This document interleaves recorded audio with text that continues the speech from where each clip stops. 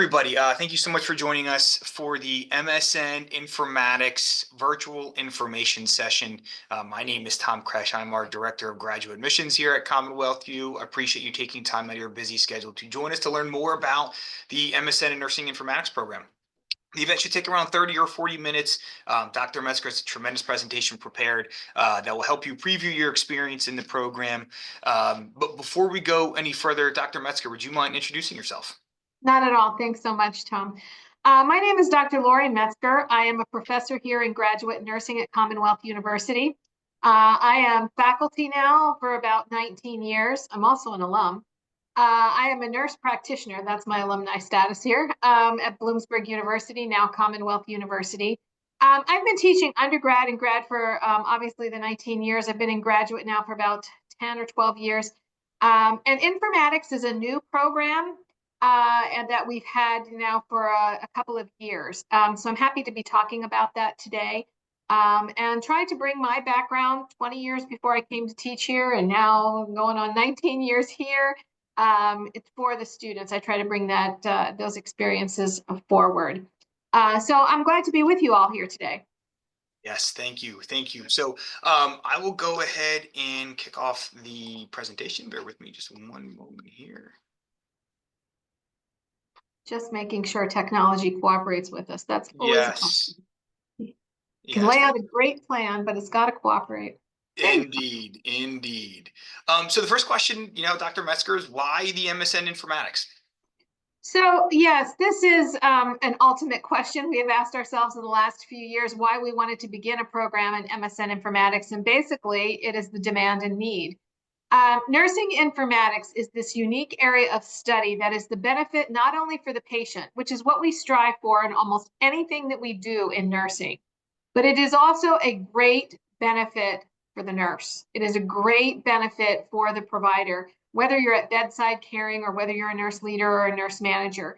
MSN Informatics, we cannot practice nursing without technology today. We just can't. Look at any documentation system, whether you're using Cerner or Epic or whatever you're using. You really, we're not documenting on paper anymore, and that puts us into a program, point of care at the bedside, let alone what we do on billing side, what we do on reporting, what we're doing. And as AI enters in, we now can program those documentation systems to conduct chart audits for us automatically. Huge time saver for the nurse, providing us with great information. And the question is, how do we manage all that information? And all of those types of things are what informatics is all about. And I'm so glad that we're starting to look at nurses to rely on how that information is determined, because you are the ones using that information. So you should be the ones making those decisions. And this is what nursing informatics is really all about. So this is why we began the program and why we're happy to have it. And we'll be graduating our first nurse informaticist with the MSN in Nursing Informatics next year. So looking forward to that. They've been doing very well in the program. Yep, this is cutting edge, and this is probably one of the things that people would, file under the folder name of Future of Nursing, Future of Healthcare. So this is a good time to be getting into the field. Yep. Okay, so our program overview, just to let you know, this is a 39 credit program. Now, this is designed for the working nurse. It really is.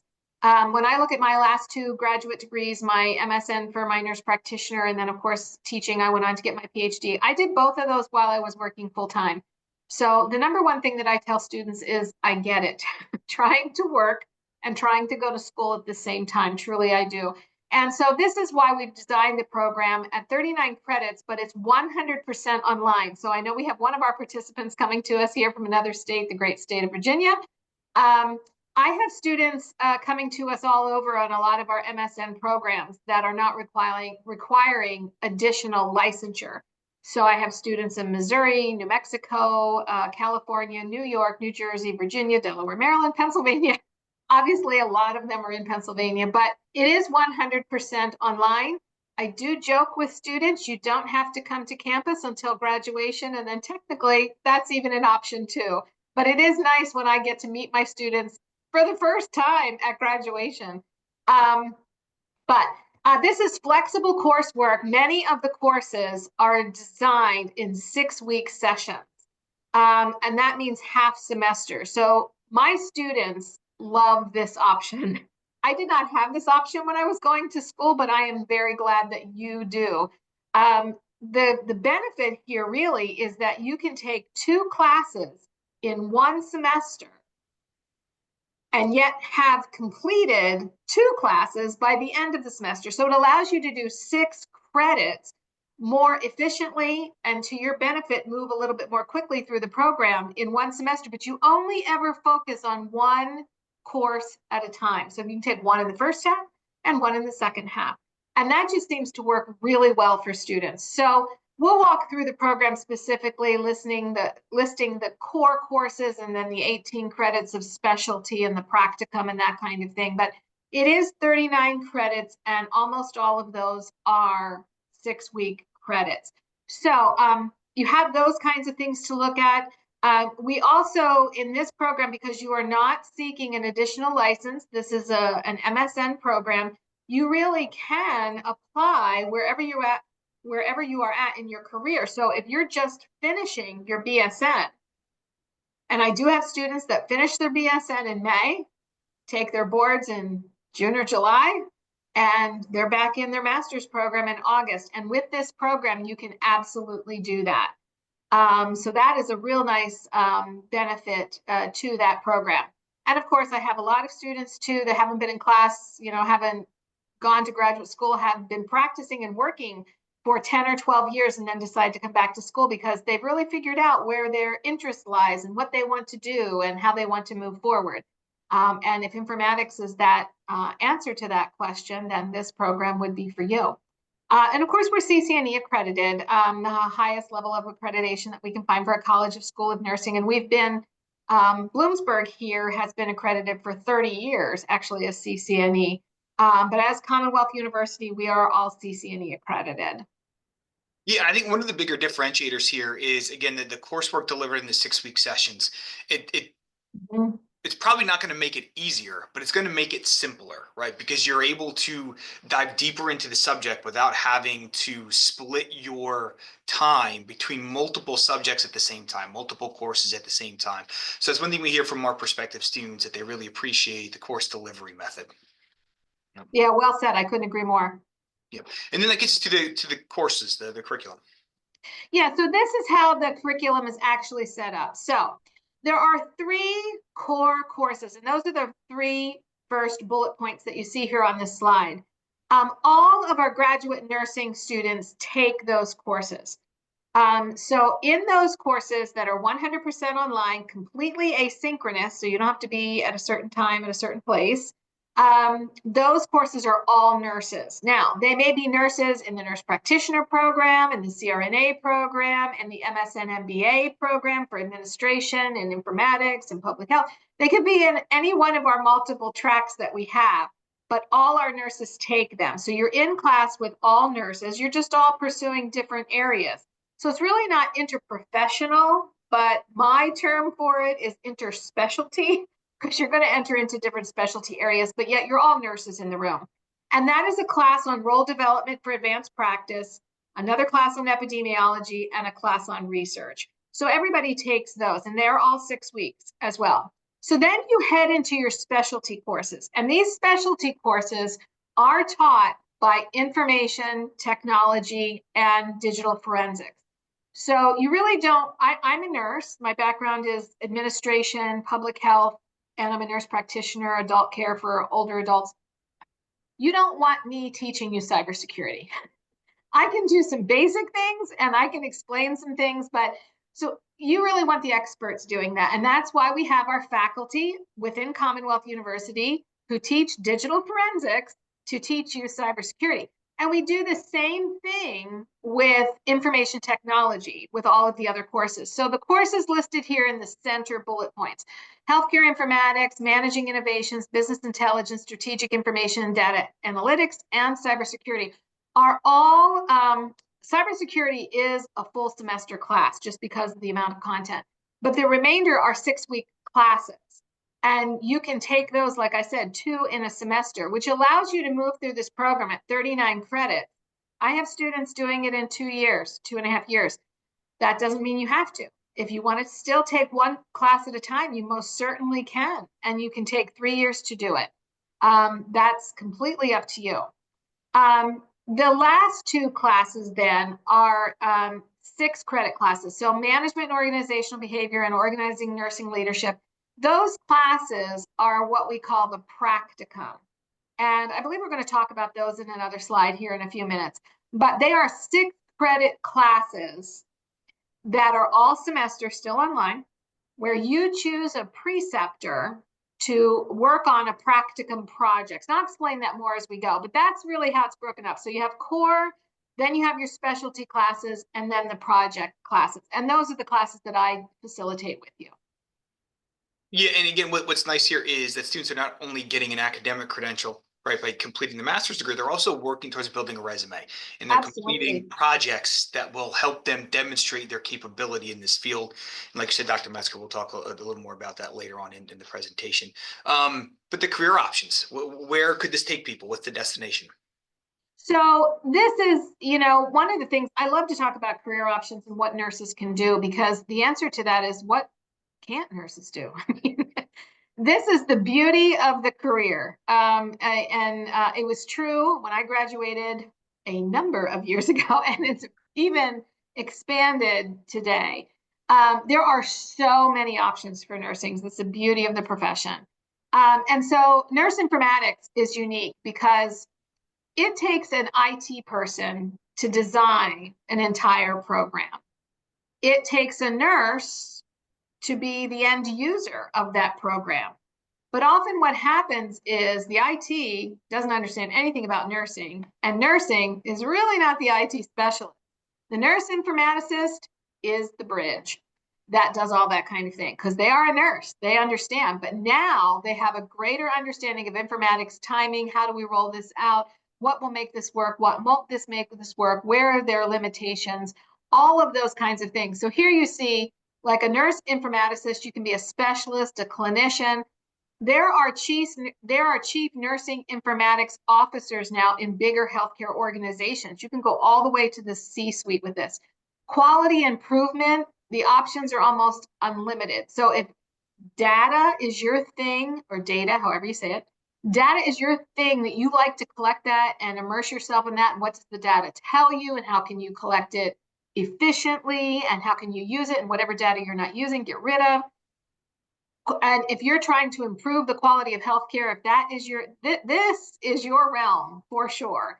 The telehealth, which is growing. I mean, telehealth has been around for a long time. It didn't take COVID for us to use telehealth. We've been using it for a long time, but now we're relying on it. It's not just an option. We are using it completely. If you really want to make that record keeping, that electronic chart, medical administration chart, or medical administration record, whatever you want to call it, work for you, this is also your realm. So I think of Epic. Epic is the #1 actually provider for a medical record electronically in the country. And they've grown by leaps and bounds. So what their experience, they've been doing this for over 20 years. The amount of information that is in a database like Epic is really astounding to me. I learn every day how much more they can actually do. You can also be entrepreneurial with this as a consultant and work in Epic, those kinds of things. So it's really, again, I really think it's unlimited. This is just one list of things that you can do with it. But I always say this about nursing informatics as well. If you are interested in improving care for the benefit of patients, great. If you are and that's what we all do. If you are interested in doing that, but also making it better for the nurse, the user of this technology, you're going to be able to do that in nursing informatics. I think it's one of the things I like about it, because it's not only for the benefit of the patient, it's really for the benefit of the nurse as well. Yep. So yeah, it really has a number of career options that I'm sure there's more yet to be created. Now, how might the day-to-day operations or the day-to-day job responsibilities change from what I've heard you call like a bedside nurse? Like, how are the days different in your mind? Yeah, what this does, well, I mean, I think this is true of any graduate program. Once you, step into graduate education, and once you move your career forward, you are no longer at the bedside. You can always be at the bedside for a moment, for a time, for one patient, for one experience, but you are not at the bedside. So it helps you step away from evenings, nights, weekends, holidays. And so you're really there Monday through Friday. You may still be on an inpatient unit. You may still be working with the nurses on the unit, working with those nurse leaders. You may be spending some office time, those kinds of things. But you will be immersed in what you're doing in nursing informatics, and more of a Monday through Friday type position and away from the bedside every day. Or, there might be some on-call situations, weekends, those kinds of things, but for the most part, it does take you away from the bedside all of the time in direct nursing care. Great, thank you, thank you. And then the job outlook, and we've kind of talked a little bit about this, but it looks pretty promising. Yeah, we tend to rely on HIMSS hasn't released their newer information just yet, but this is really the main organization nationally that kind of predicts these kinds of things, the Healthcare Information and Management Systems Society, or what we call HIMSS. And so it just keeps growing. It's what it does. There's going to be more and more of this because we rely on technology. That's what it says. As evolving technology continues, it's going to continue. It's not going to go away. One of the projects that I have worked with one of our students is actually using artificial intelligence at the specific location she was at within Epic to do automatic, and I mentioned this briefly before, to do automatic chart audits within 4 hours. So if you're interested in CLABSI rates or CAUTI rates, that can be built in. And you don't have to sit there. Quality improvement doesn't have to sit there and go through charts and see who had an infection at what day and what was the type of infection and what was the treatment. Your database, you can program your database, nurse informaticists do this, in order to capture that information automatically every 4 hours so you're up to date. That's just one little piece. It's going to keep growing. It's just going to keep growing, to do staffing predictions, all sorts of things. And so this is really hard to define, I think, anymore what the job outlook is, but it's going to grow. There's no doubt about it. Yeah, especially because this is a new field where you're merging two different, realms.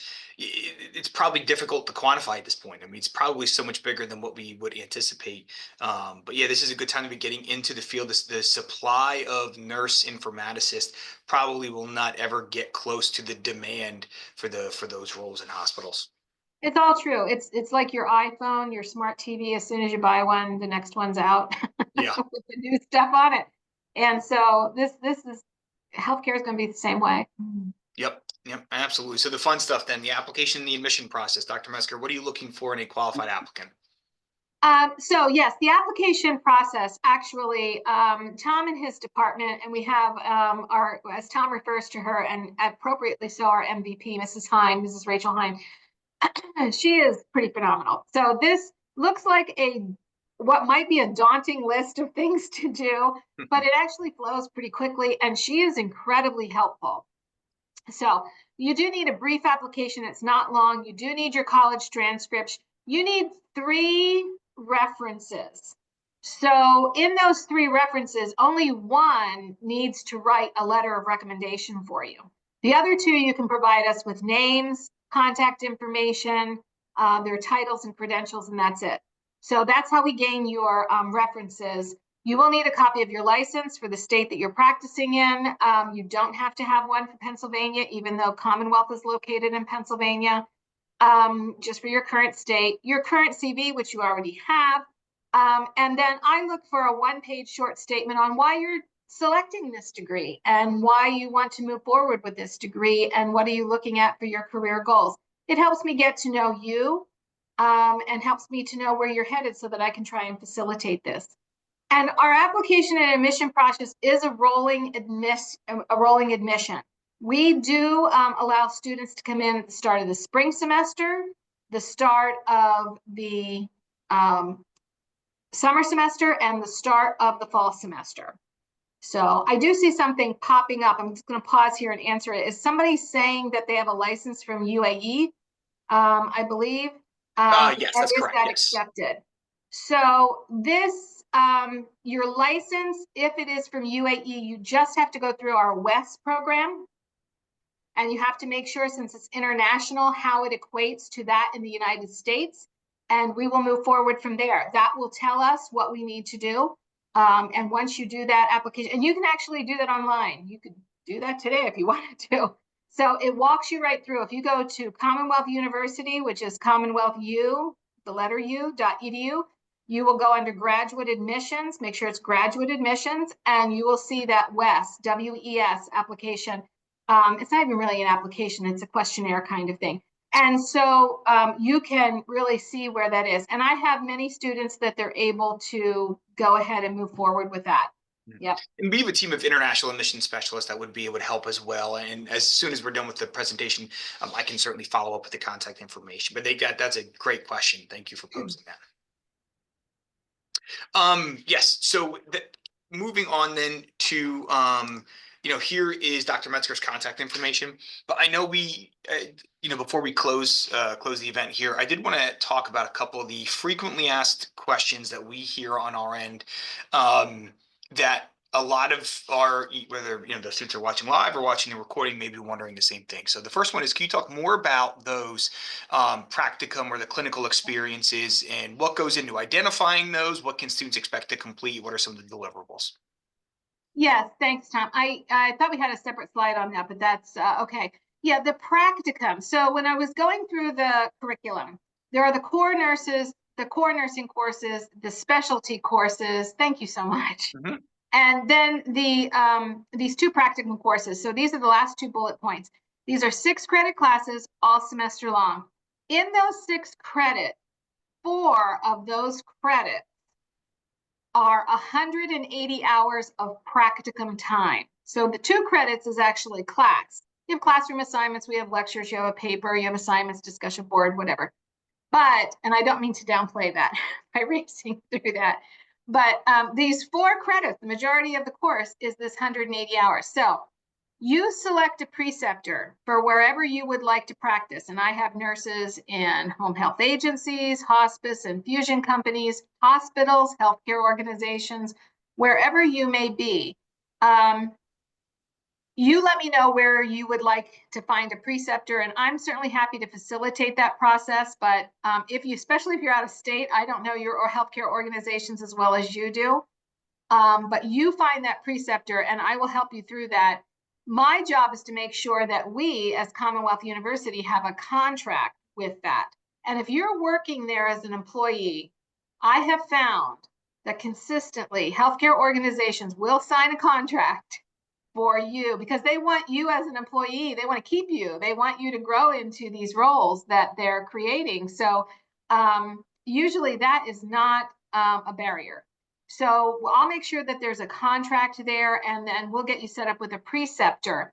Once you have that, what you'll do is you'll identify a project to work on. Now, this may be a project already developing or sitting in IT that nobody's had a nurse for, nobody's had time for, and you will have 180 hours to dedicate to this. So you will identify what this project is, and very early on come back and identify 2 or 3 objectives. And I know as nurses, we'd all like to create, and I've worked with the nurses for a long time, 12 objectives that we're going to create and we're going to do. And that's wonderful, but it is 1 semester long. So 12 objectives is probably not realistic, but that doesn't mean the project can't keep going after you've done it for this course requirement. So I say 2 or 3 objectives that we can accomplish in that semester. And then that's what I'm going to hold you to in those hours that you're going to complete. So this will be you working with IT staff predominantly, unless your organization has a specific nurse informaticist, which would be great. If they don't, no problem. we'll just work with someone in IT because that's where you're going to, be focusing your study as information technology. So you will then articulate that project, complete the coursework, and that is how those courses are laid out.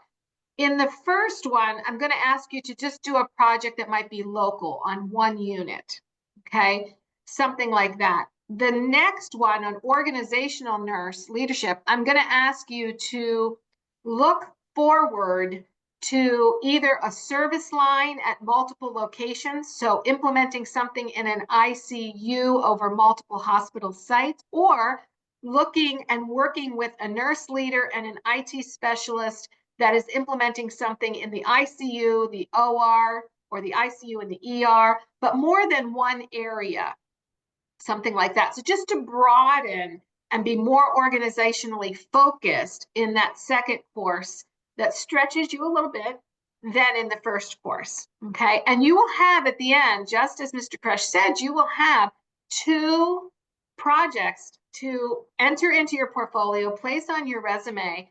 And so when you are going for that next position, you'll be able to articulate, this is what I did in these projects. And so I've had students do some things with moving IV pumps to cloud-based internet rather than the pump running all off of electricity and just contained with the information within that pump, but actually it's cloud-based based on informatics that they are gathering on one whole unit, on all the pumps being used on those units and redesigning that. So that's just an idea. But that's how those 2 classes are designed. They're probably my favorite classes because I love working on projects with students. I love seeing it come to light. I have students that come back to me and say, I never thought I would be able to do that. And it's just incredible to watch that happen. So I have a lot of fun with those projects and how they're going and how they're moving. So it gives you a chance to use all of the information that you have been taught in these specialty courses, apply it in a practical way, and then you'll be able to demonstrate, this is how I know this information about strategic information and technology management. This is how I know the information about healthcare informatics and data analytics. It's because I have used it personally and put it into practice. That makes you highly marketable. No, that's great. And these are essentially what amount to be like the capstone experiences for the program. One other quick question before we open it up to a Q&A. Dr. Metzger, what would you say to a prospective student who may be saying, you know what, I have my BSN, I've taken a number of courses in nursing, I'm a current working nurse, right? I feel comfortable with this content. What I'm not comfortable in is the IT part of this, right? You mentioned cybersecurity. These may be foreign ideas for someone who has a bachelor's degree in nursing. What is the transition process like for someone coming into the program and starting to take some of the IT coursework? Is it overwhelming? What do you find with your current students?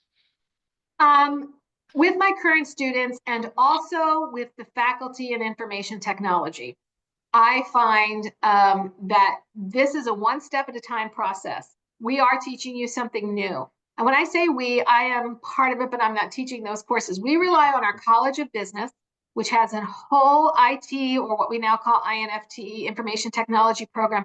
This is their area of expertise. And in building this program, I've had many conversations with them to say, hey, look, these are nurses.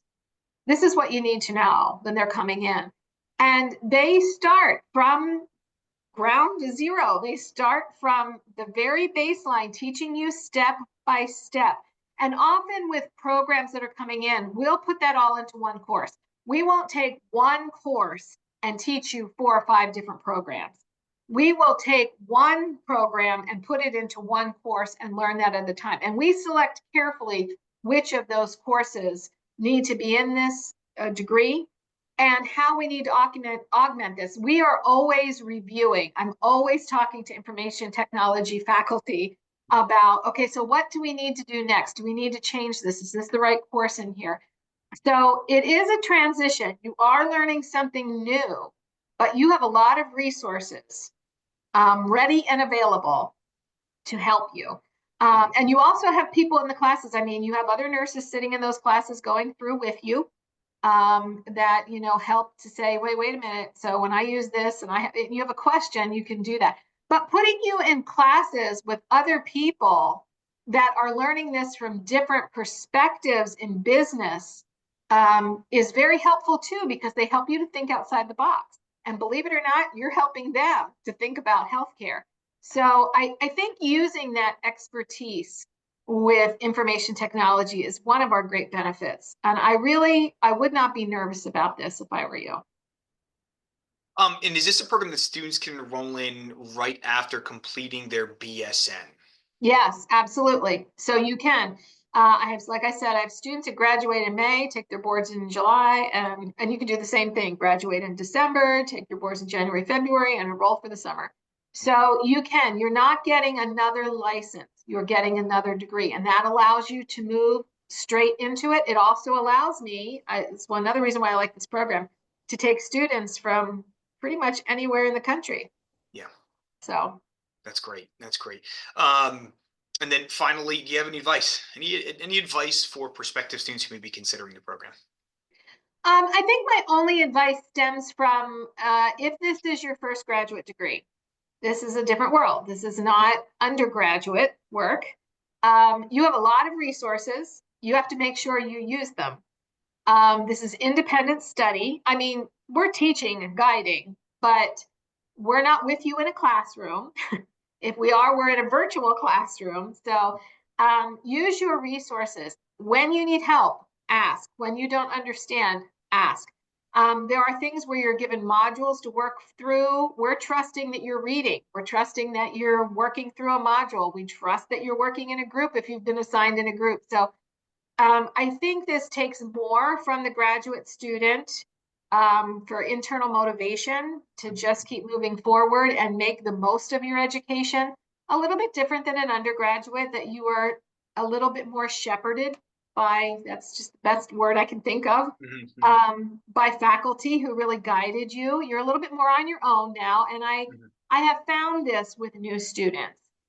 Sometimes new students might struggle in their first course or something like that. You know, we have a talk via Zoom on that. But really it is that thing. It's just that, just a little bit of a growth issue that you just have to kind of overcome. And once students, a class or two is under their belt, they're in that mind frame and they're ready to roll with that. But graduate education is more autonomous for sure.